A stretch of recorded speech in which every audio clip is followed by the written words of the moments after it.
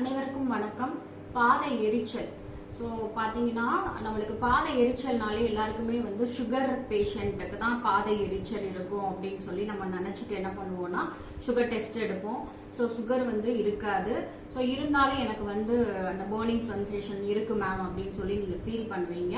So என்ன symptoms அப்படின்னா நம்மளுக்கு வந்து கண்டிப்பாக வந்து மண்ணீரலும் வயிறு ஸ்டொமக்கு ஸ்பிளீன் வந்து பாதிப்புக்கு உள்ளாயிட்டு இருக்கு அப்படின்றத வந்து நம்மளுக்கு சிம்டம்ஸா காட்டுது.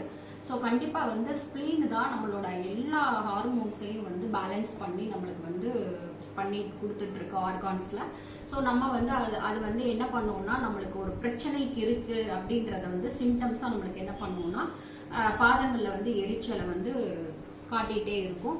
ஸோ அக்குபஞ்சர்ல கண்டிப்பாக வந்து டயக்னோஸ் பண்ணிட்டு அந்த மண்ணீரலுக்குரிய புள்ளிகளையும் வயிறுக்குரிய புள்ளிகளையும் வந்து நம்ம கண்டினியூஸாக ட்ரீட்மெண்ட் எடுக்கும்போது அந்த பர்னிங் சென்சேஷன் வந்து குறையிறத நம்ம பார்க்கலாம். தேங்க்யூ.